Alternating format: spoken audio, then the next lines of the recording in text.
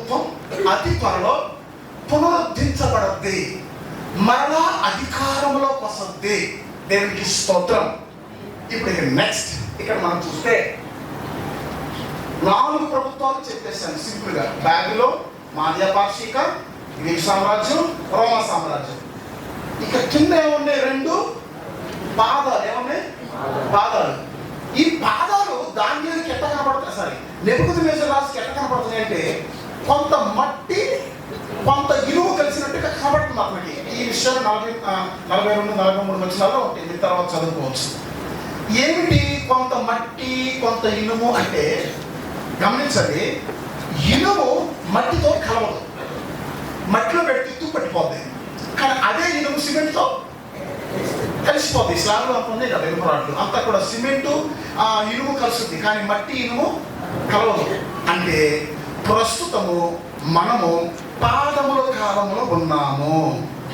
ఒకరి ఆలోచనలు ఒకరికి పొసగట్లా, పైకి మాత్రం మేమందరం ఒకటే అంటున్నారు, అంత బట్టిదే. ఏం కాదు, మట్టి ఇనుము ఎప్పటికీ కలవదు. కలిసినట్టుగా ఉంటే కానీ ఎప్పటికీ కలవవు. ఆ ప్రతిభలో ఉన్నటువంటి అర్థం అదే. ప్రస్తుత ప్రభుత్వాలు వారి విధి విధానాలు, ఏ పార్టీ అయినా సరే ఒకరి విధి విధానాలు ఇంకో పార్టీకి నచ్చట్లా, ఒకరి ఆలోచనలు ఇంకొకరికి నచ్చట్లా. పైకి బాయ్ అన్నప్పటికీ సరే, లోపలికి మాత్రం బాయ్ అనుకుంటున్నారు. పైకి ఏంటి? బాయ్, లోపలేంటి? బాయ్. దేవునికి స్తోత్రం కలుగును గాక. ఒకరి ఆలోచన ఒకరికి గిట్టట్లా, పొసగట్లా. పైకి మాత్రం ఓకే, లోపల మాత్రం వీడిని ఏ విధంగా ఓడించాలి, వీడిని ఏ విధంగా దించాలి, వీడిని ఏ విధంగా ఓడించాలి, వీడిని ఏ విధంగా దించాలి, నేనే విధంగా ఎక్కాలి, ఇవే ఆలోచనలు.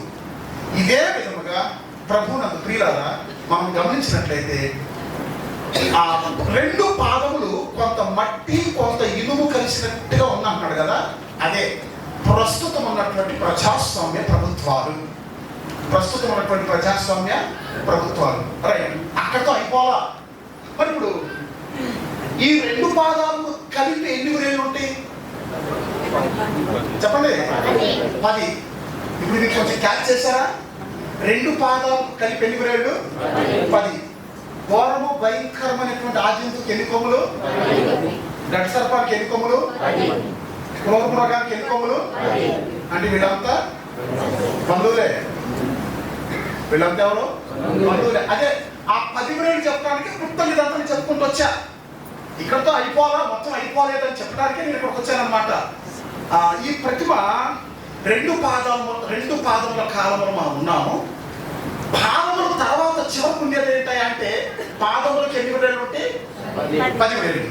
అంటే అతి త్వరలో ఈ ప్రజాస్వామ్య ప్రభుత్వాలు అంతమైపోయి 10 వ్రేళ్ల రాజ్యం రాబోతుంది. 10 వ్రేళ్ల రాజ్యం అనగా 10 కొమ్ముల ప్రభుత్వం, అనగా అదిగో ఆ భయంకరము ఘోరమైనటువంటి ప్రభుత్వం రాబోతుంది. ఆ ప్రభుత్వమే అంత్యక్రీస్తు ప్రభుత్వం లేదా Kingdom of anti Christ.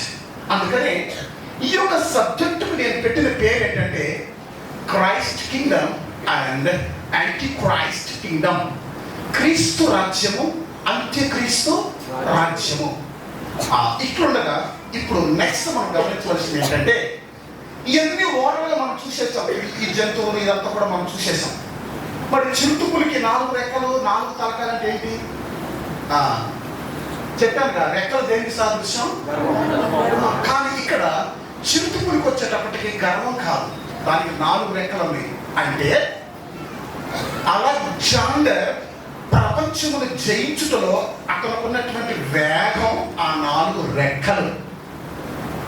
Alexander జయించకుండా వదిలిపెట్టిన రాజ్యం ఏదీ లేదు, అన్ని జయించేశాడు. అంటే కేవలం ఎంత వ్యవధిలో? కేవలం 13.5 సంవత్సరముల వ్యవధిలోనే. అంటే అంత తక్కువ కాలంలో అంత వేగంగా ప్రపంచ రాజ్యాలన్నీ జయించేశాడు. అదే చిరుతుకులుకున్నటువంటి 4 రెక్కలు. మరి చిరుతుకులుకున్నటువంటి 4 తలకాలు ఏంటి అని మనం చూస్తే అలెగ్జాండర్ మరణానంతరం గ్రీకు సామ్రాజ్యం 4 ముక్కలు అయిపోయింది. ఒక్కొక్క ముక్కను ఒక్కొక్కరు పంచుకొని ఏం చేశారు? పరిపాలించారు. ఇది క్లుప్త వివరణ. దేవునికి స్తోత్రం కలుగును గాక. రైట్, ఈ 10 10 10 10 అక్కడికి వద్దాం. ఇదంతా అయిపోయింది. 10 10 10 10 అక్కడికి వద్దాం. ఇప్పుడు మిమ్మల్ని ప్రశ్న అడుగుతున్నా, నాకు చెప్పాలి. అదేంటంటే శిరస్సు ఏ రాజ్యం అనుకున్నాం? ఓకే. ఆ సింహం కూడా ఏ రాజ్యం? రెండు అర్థాలు ఒకటే. మరి ఇది బబులోను రాజ్యం అనుకున్నాం. ఈ ఈ ఈ భుజాలు, ఈ వెండి, ఇత్తడి, ఇనుము, పాదములు, ప్రస్తుతం ప్రజాస్వామ్యం. మరి తల మొదలుకొని పాదముల వరకు ఒక్కొక్కటి ఒక రాజ్యమైనప్పుడు 10 వేలు కూడా ఏమై ఉండాలి? ఒక రాజ్యం. అర్థమవుతుంది మీకు? తల మొదలుకొని ఒక్కొక్క భాగము ఒక్కొక్క రాజ్యం ఉంది కదా బైబిల్లో. మరి అట్లన్నప్పుడు లాస్ట్ వచ్చేటప్పటికి 2 పాదాలకు కలిపి 10 వేలు. ఆ 10 వేలు కూడా ఏమై ఉండాలి? ఒక రాజ్యం. అందువల్లే ఒక మనిషికి 2 కాళ్ళకి 10 వేలు, ఘోరము భయంకరమైనటువంటి 4వ జంతువుకు 10 కొమ్ములు, ఘట సర్పానికి 10 కొమ్ములు, 13వ అధ్యాయంలో ఎక్కడికి వచ్చేటప్పటికి దీనికి 10 కొమ్ములు. అంటే అతి త్వరలో ప్రజాస్వామ్య ప్రభుత్వం కూడా అంతముంది ఒక ప్రభుత్వం రాబోతుంది. ఆ ప్రభుత్వమే 10 వేల రాజ్యం లేదా 10 కొమ్ముల రాజ్యం. దీనిని అచ్చ తెలుగులో చెప్పాలంటే ఏమన్నారంటే దశరాజ్య కూటమి అంటారు. గుర్తుపెట్టుకోండి. ఏమంటారు దాన్ని? దశరాజ్య కూటమి. ఇప్పుడు ఎక్కడ చూసినా ఇండియాలో కూటమి ప్రభుత్వాలు ఎక్కువ ఉన్నాయి. కూటమి ప్రభుత్వాలు. ఇక్కడ కూడా కూటమి ప్రభుత్వం ఉంది. ఢిల్లీ తరహాలో కూడా ఎన్డీఏ కూటమని, ఐఎన్డీఏ కూటమని. అంటే అందరూ కలిసి 2 గుంపులుగా ఏర్పరచబడ్డారు. ఒకటి ఎన్డీఏ కూటమి, ఇంకొకటి ఐఎన్డీఏ కూటమి. ఎక్కడ చూసినా కూటమే. ఎవరు ఒంటరిగా పోటీ చేసి ఏం గెలవట్లా. ఎక్కడ చూసినా కూటమే. అట్లాగే అతి త్వరలో రాబోయేటువంటి ప్రభుత్వం ఏంటంటే 10 కొమ్ముల ప్రభుత్వము లేదా దశరాజ్య కూటమి. పొద్దున్నే చెప్పాను, ఏ జంతువుకైనా ఎన్ని తలకాయలు ఉండాలి, ఎన్ని కొమ్ములు ఉండాలి? ఒక తలకాయ ఉండాలి. అది చూడటానికి బాగుంటుంది, లేదా దాన్ని ప్రకృతి అంటారు. విచిత్రం ఏంటంటే దీనికి 7 తలకాయలు కొమ్ములండి. సరే ఓకేనయ్యా. ఇంకొక ఆలోచన, ఒక తలకాయకి 2 కొమ్ములు చొప్పున 7 తలకాయలకి ఎన్ని కొమ్ములు ఉండాలి? 14 ఉండాలి కదా. మరి అదే ఇదంతా కూడా వంకరతనం. ఏంటిది? వంకరతనం. చిన్నగా ఏది లేదు, అంతా వంకరతనం. 7 తలకాయలకి 14 కొమ్ములు ఉండాలి. అట్టలేవు. తలకాయ లేదంట, కొమ్ములు 10 అంట. అంటే వాడి రాజ్యం ఎట్టాకుంటుందా? వాడి యొక్క రాజ్యం ఎట్టాకుంటుందంటే అంత వాడి ఇష్టానుసారంగా ఉంటుంది. క్రమంగా ఉండదు. క్రమము అంటే ఏంటి? వినండి. క్రమము అంటే ఏంటి? 7 తలకాయలు అంటే 14 కొమ్ములు. అది క్రమం. 7 తలకాయలు 10 కొమ్ములు అంటే ఏంటి? అసలు ఇది ఎట్లా చెప్పాలి? ఇది ఎట్లా చూడాలి? ఇది ఎట్లా అర్థం చేసుకోవాలి? అంత అక్రమంగా ఉంది. అంటే రాబోయేటువంటి క్రీస్తు విరోధి యొక్క పరిపాలన అంత అక్రమంగా ఉంటుంది. ఎలా ఉంటుంది? ఇది మీకు అర్థం కావాలంటే జకర్యా గ్రంథానికి ఒకసారి వెళ్ళాలి. ఒక వచనం చదవండి. జకర్యా గ్రంథం 5వ అధ్యాయము 5వ వచనం లేకుంటే 6, 7 వచనాలు చూడండి. 2 స్త్రీలు ఒక కొల తూమును మోసుకుంటూ వెళతారు. ఆ 2 స్త్రీలకు సంకుముడి కొండ రెక్కల వంటి రెక్కలు ఉంటాయి. చదవండి. 5వ అధ్యాయం 8వ వచనం. జకర్యా గ్రంథం 5:8. Very good. అప్పుడు అతడు ఇది దోషమూర్తి అని నాతో చెప్పి తూములో దాన్ని పడవేసి సీసపు పిల్లను తూము మీద నుంచెను. నేను మరలా తేరి చూడగా 2 స్త్రీలు బయలుదేరి సంకుముడి కొంగ రెక్కల వంటి రెక్కలు వారికి ఉండేను. గాలి వారి రెక్కలను ఆడించుచుండే. వారి యొక్క రెక్కలను ఆడిస్తున్నంత గాలి వారు వచ్చి తూమును భూమి ఆకాశముల మధ్యకు ఎత్తి దాన్ని మోసిరి. వీరు ఈ తూమును ఎక్కడికి తీసుకొని పోవుదురని నాతో మాట్లాడుచున్న దూతను నేను అడుగగా, షీనారు దేశమందు దానికి ఒక శాలను కట్టుటకు వారు పోవచ్చున్నారు. దేవునికి స్తోత్రం. ఈ దర్శనం వీడికి సంబంధించినటువంటి దర్శనం గుర్తుపెట్టుకోండి. తమిళ్లో చక్కగా ఉన్న మాట, తెలుగులో దోషమూర్తి అని ఉంది, కానీ తమిళ్లో అక్రమకారి అని ఉంది. அக்கிரமக்காரி அப்பொழுது அவர் இவள் அக்கிரமக்காரி என்று சொல்லி அவளை மரக்காலுகளுக்குள்ளே தள்ளி ஈயக்கட்டியை அதில் வாயிலே போட்டார். அப்பொழுது நான் என் கண்களை ஏறெடுத்து இதோ புறப்பட்டு வருகிற 2 ஸ்திரீகளை கண்டேன். அவர்களுக்கு நாரையின் சட்டைகளுக்கு கொத்த சட்டைகள் இருந்தது.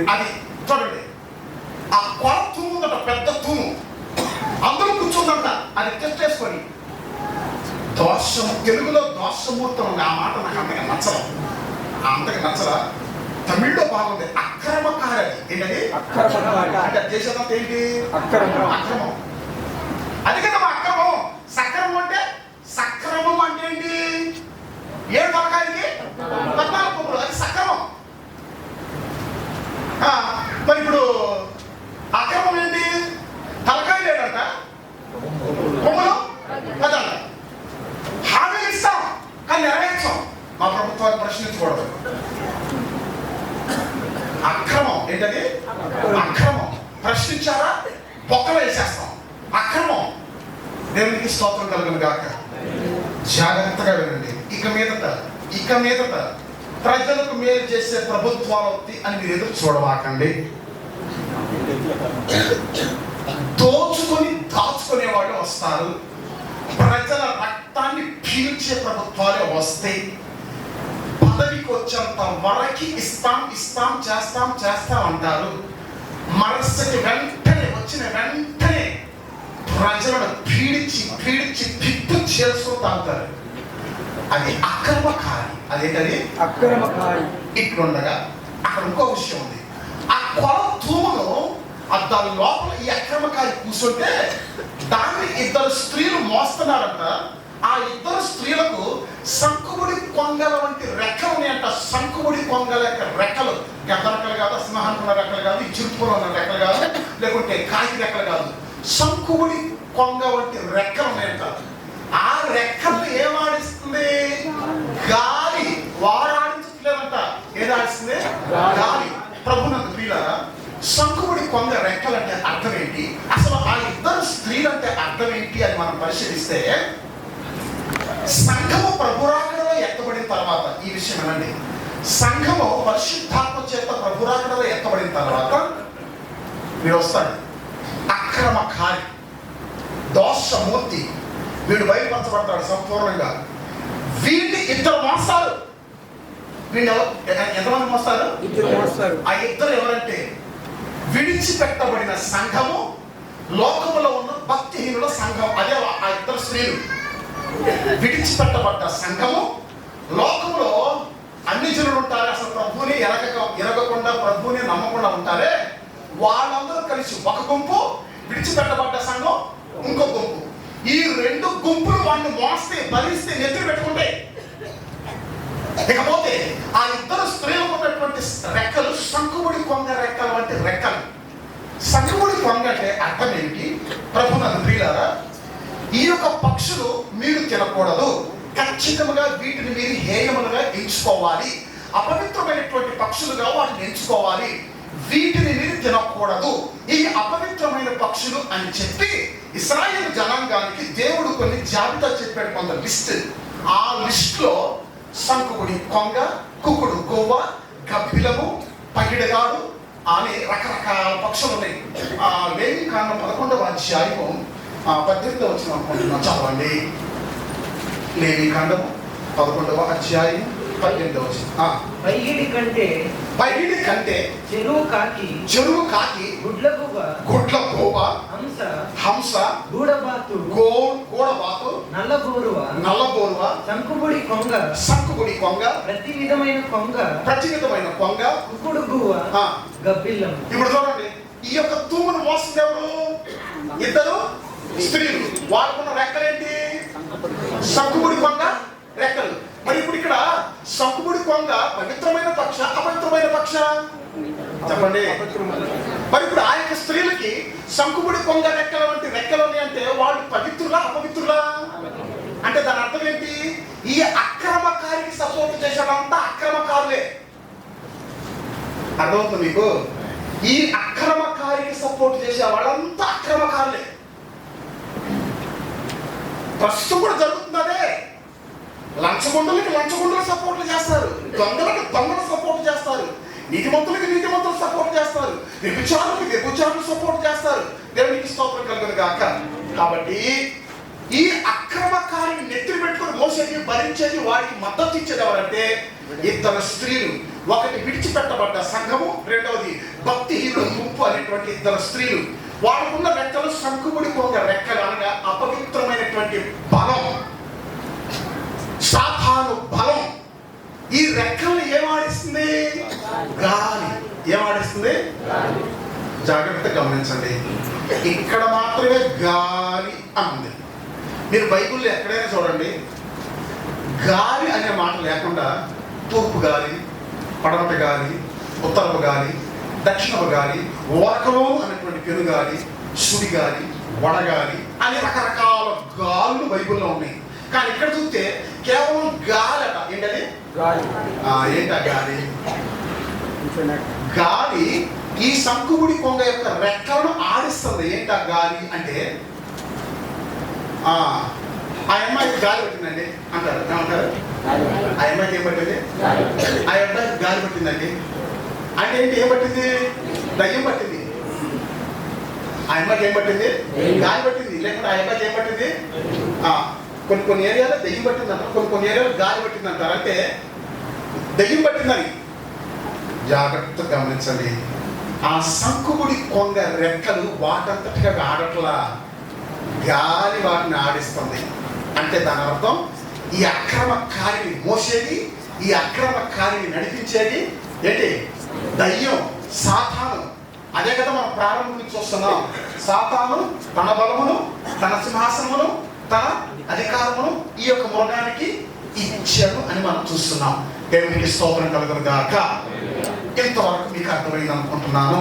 ఇప్పుడు నెక్స్ట్ స్టెప్ అదేంటి అని మనం చూస్తే, మామూలుగానే ఇందాక నుంచి మనం చెప్పుకున్నట్టుగా ఈ ప్రతిమకి 2 పాదములు, బ్రేళ్ళెన్ని? 10. దానికెన్ని? 4 చోట్ల వ్యత్యాసం లేదు. 10 బ్రేళ్ళు, 10 కొమ్ములు, 10 కొమ్ములు, 10 కొమ్ములు. ఏమిటి ఆ 10 కొమ్ములు? ఇందాక చెప్పానుగా, ఇవన్నీ రాజ్యాలైనప్పుడు ఆ 10 కూడా ఏమై ఉండాలి? ఒక రాజ్యం. ఆ రాజ్యమే ఈఈసి రాష్ట్రం. ఆ రాజ్యమే ఈఈసి. ఆ రాజ్యమే ఈఈసి అనగా European economic community. European economic community ఆ రాజ్యం. సరే, ఇది యూరోపియన్ ఎకనామిక్ కమ్యూనిటీ అని చెప్పారు కదా. తెలుగులో ఐరోపా ఆర్థిక ఒడంబడిక సంఘము అంటారు దీన్ని. దీన్ని మరొక మాట కామన్ మార్కెట్ అని ఇంకొకటి అంటారు. దీనికి ఇంకో మాట ఉంది, రోమా ఆర్థిక నియమిత జన సంఘము. ఈ విధంగా 4 పేర్లు ఉన్నాయి ఈ రాజ్యానికి. ఈ రాజ్యం పూర్తిగా ప్రపంచవ్యాప్తంగా ఇంకా రాలేదు, కానీ బట్ ఆల్రెడీ ఫామ్ అయింది. కానీ ఇంకా అధికారంలో వస్తుంది. అది ఎట్లా వస్తుంది ఇప్పుడు చూద్దాం. 2 వచ్చిన భాగాలు చెప్తాను, చదవండి. ఈ ప్రకటన గ్రంథం 13వ అధ్యాయంలో సముద్రంలో నుండి పైకి వచ్చినటువంటి ఈ మృగానికి ఎన్ని కొమ్ములు మనం చూసాం, చదివాం? 10 కొమ్ములు. రైట్. ఇప్పుడు 17వ అధ్యాయం 12వ వచనంలో యోహానుతో దేవుడు అంటున్నాడు, నీవు చూసిన ఆ 10 కొమ్ములు ఆ రాజ్యము నుండి పుట్టబోవు 10 మంది రాజులు లేదా 10 రాజ్యాలు అని చెప్తున్నాడు. చదవండి. నీవు చూచిన 10 కొమ్ములు 10 మంది రాజులు. నీవు చూసిన ఆ 10 కొమ్ములు 10 మంది రాజులు. వారిది వరకు రాజ్యమును పొందలేదు కానీ. ఇంతవరకు రాజ్యం రాలా, అన్ని రాజ్యాలు వస్తున్నాయి, వాళ్ళ రాజ్యం ఇంకా రాలా. ఒక గడియ క్రూర మృగముతో కూడా, ఒక గడియ క్రూర మృగముతో కూడా రాజుల వలె అధికారము పొందుదురు. రాజుల వలె అధికారము పొందుదురు. రైట్. ఈ వచనం అక్కడ పెట్టండి. ఇదే విషయం దానియేలు ప్రవక్త కూడా ఆ దూత చెప్తున్నాడు. ఇదే విషయం. అసలు ఏమాత్రం వ్యత్యాసం లేదు, డిఫరెంట్ లేదు ఇక్కడ. అది ఇక్కడ 7వ అధ్యాయం 24వ వచనం చదవండి. దానియేలు గ్రంథం. ఆ 10 కొమ్ములు ఆ రాజ్యము నుండి పట్టబోవు కాదు, పుట్టబోవు 10 మంది రాజులను సూచించుచున్నవి. 10 మంది రాజులను సూచించుచున్నవి. ఏమంటారు బాగా దయచేసి. శక్తి నాకు అలవాటు అయిపోయింది. తప్పులు చదువుతుంటే నాకు చెప్పడం అలవాటు. మీరు కొత్తగా చదువుతున్నారేమో, నాకేం శక్తి అలవాటు అయిపోయింది. నాకు స్పెల్లింగ్ తప్పున్నా నాకు కొంచెం ఏంటి ఒక ఆగుతున్నాను. పట్టబోవు కాదు, పొట్టబోవు. మరొకసారి 7:24 దాని. ఆ 10 కొమ్ములు ఆ రాజ్యము నుండి పుట్టబోవు 10 మంది రాజులను సూచించుచున్నవి. ఏమైనా వ్యత్యాసం ఉందా పాఠ్య గ్రంథంలో ఉన్న మాట ఈ మాటకి? ఏం వ్యత్యాసం లేదు. అక్కడ 7:24, ఇక్కడ 17, 12 రెండు చోట్ల ఒకటే మాట ఉంది. ఏం మాత్రం మీరు కన్ఫ్యూజ్ కావద్దు. నీవు చూసిన ఆ 10 కొమ్ములు ఆ రాజ్యం నుండి పుట్టబోవు 10 మంది రాజులు. అయితే వారు ఇది వరకు రాజ్యాన్ని పొందడం అంటే ఏంటి? అధికారాన్ని పొందడం. ఏదో వాళ్ళ వ్యవహారాలు వాళ్ళు చేసుకుంటున్నారు, వాళ్ళ కార్యకలాపాలు వాళ్ళు చేసుకుంటున్నారు, కానీ అధికారం అంటూ పొందడం. దేవునికి స్తోత్రం కలుగును గాక. అతి త్వరలో వాళ్ళు అధికారంలోకి రాబోతున్నారు. ఎట్లా వస్తుంది ఆ యొక్క అధికారం? ఏ విధంగా వస్తుంది అంటే, వీరు ఏక అభిప్రాయం కలవారై ఆ క్రూర తమ బలమును తమ అధికారమును ఆ క్రూర మృగమునికి ఇచ్చిరి అని ఉంది. ప్రకటన గ్రంథం 17వ అధ్యాయం 13వ వచనం చూద్దాం. వీరు ఏకాభిప్రాయం గలవారై తమ బలమును అధికారమును ఆ మృగమునకు అప్పగింతురు. ఇప్పుడు ఇంతకుముందు ఏం చూసాము? అక్కడ 13వ అధ్యాయంలో 2-3 వచనాలు ఏం చూసాము? ఆ ఘట సర్పము తన బలమును తన అధికారమును తన సింహాసనమును ఆ మృగానికి ఇచ్చదు. ఏ విధంగా ఇచ్చిందంటే దానికి ఆన్సర్ ఏంటి? ఇప్పుడు 17వ అధ్యాయం 10, 12, 13లో ఆ 10 మంది రాజులు ప్రేరేపిస్తున్నది. అర్థం చేసుకోండి. ఆ 10 మంది రాజులు ఏం చేస్తుంది? ప్రేరేపిస్తుంది. ఏమని ప్రేరేపిస్తుంది?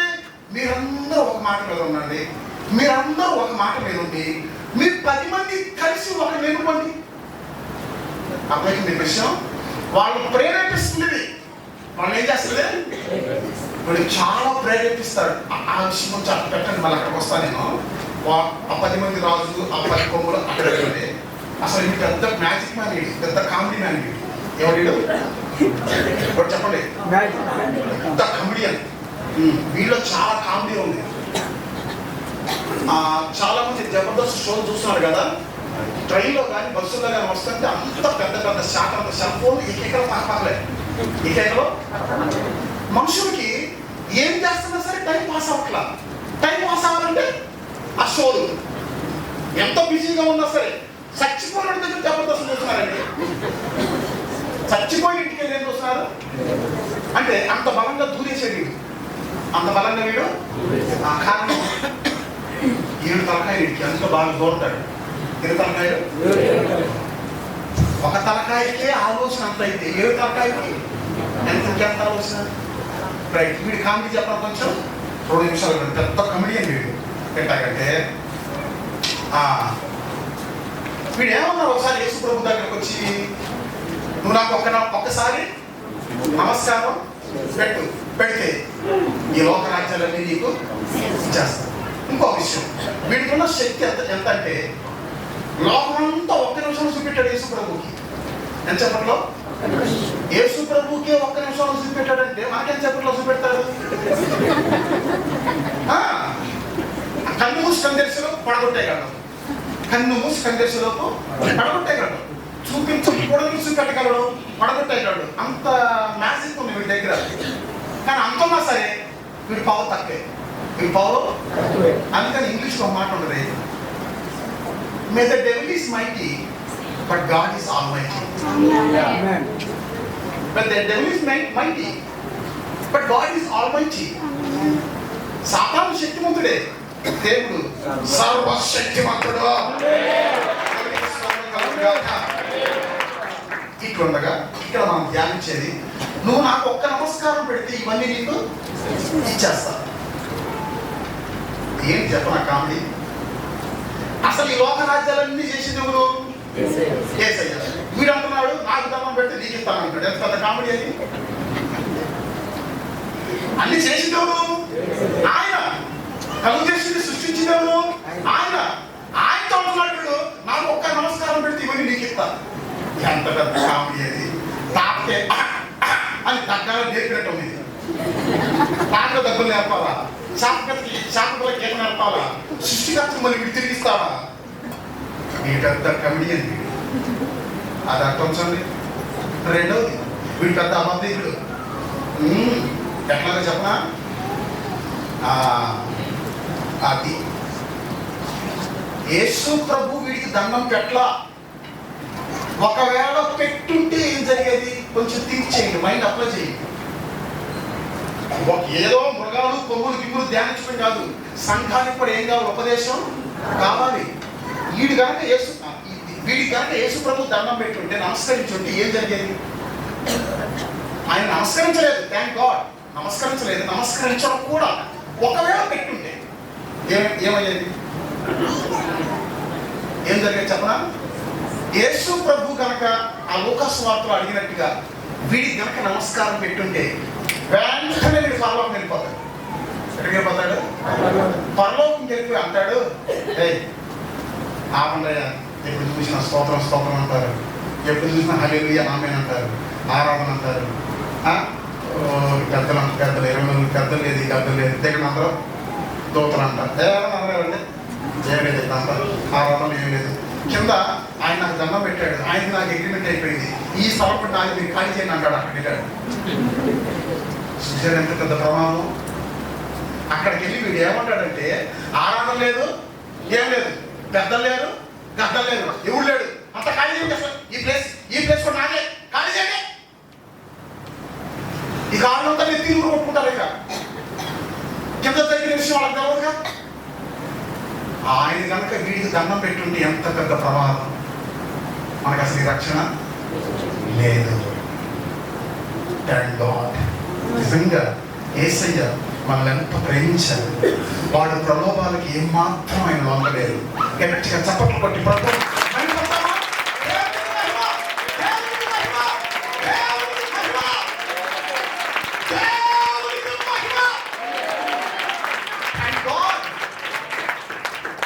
అంతగా మనల్ని ప్రేమించాడు. చచ్చిపోవడానికైనా సిద్ధపడి చచ్చిపోయాడు. కానీ వాడితో చెయ్యి యేసయ్య కలపల. వాడంతా తండ్రగాడు. రైట్. మూడో పాయింట్ ఇంకొకటి ఉంది. అదేమో చెప్పనా, వాడు పెద్ద మోసగాడు. ఒకటి కమిడియన్, రెండవది అబద్ధికుడు, మూడవది మోసగాడు. అదేంటో చెప్పనా, నాకు ఒక్క నమస్కారం పెడితే ఇవన్నీ నీకు ఇచ్చేస్తాను అన్నాడు కదా. మరి అన్ని యేసు ప్రభుకి ఇచ్చేస్తే మరి ఆడికి ఏముంటుంది? అర్థమైన పాయింట్ నీకు? అన్ని రాజ్యాలు ఇచ్చేస్తాను అన్నాడా లేదా? మరి అన్ని యేసు ప్రభుకి ఇచ్చేస్తే మరి ఆడికి ఏముంటుంది అంటే దాని అర్థం ఏంటి? పెట్టించుకుంటాడు కానీ ఇవ్వడు. హామీలు చేస్తారు కానీ చెయ్యరు. గుర్తుపెట్టుకోండి. దేవునికి స్తోత్రం కలుగును గాక. అంత పిశాచ ప్రభుత్వాలే జరిగేది. మంచి ప్రభుత్వాలు ఇక రావు. రాబోయే మంచి ప్రభుత్వం ఒకే ఒకటి, 1000 ఏళ్ల పరిపాలన. దానికి రెడీ అవ్వండి. ఇంకెవరో వస్తారు, ఏదో చేస్తారు, మనకు పథకాలు వస్తాయి. అసలు ఏంటి ట్రాష్ మొత్తం మీరు నమ్మకండి. అసలు ఏ ప్రభుత్వాన్ని నమ్మకండి. బతుకున్నంత వరకు ప్రభురాకడ ఆలస్యం అయితే ఎవడికో ఒకడికి ఓటేయాలి కాబట్టి వేసేది దరిద్రం పోతుంది. ఎప్పుడు ఏమి చేయడు, నీ కష్టమే నీకు ఫలిస్తుంది. దేవుని యొక్క విశ్వాసమే నిన్ను బ్రతికిస్తుంది. నీతిమంతుడి విశ్వాసం మూలంగా బ్రతుకులని హబక్కు ప్రవక్త అంటున్నాడు. దేవునికి స్తోత్రం కలుగును గాక. వీడు మోసగాడు, అబద్ధికుడు, కమిడియన్. అంటే వీడిలో అన్ని కోణాలు ఉన్నాయి. మన యేసయ్యలో ఒకే ఒక కోణం,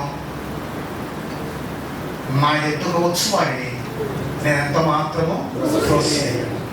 ప్రయాసపడి భారం మోస్తున్న సమస్త జనులారా నా ఎదుకు రండి, నేను మీకు ఏమిస్తాను? విశ్రాంతి. సంఘంలో ఉన్నాము కనుకే మనకి విశ్రాంతి. నేను సేవ చేస్తున్నాను కనుకనే నాకు నెమ్మది, విశ్రాంతి, ఆరోగ్యం. సేవ చేయకపోతే నాకు రోగం వస్తుంది. దేవునికి మహిమ కలుగును గాక. రైట్.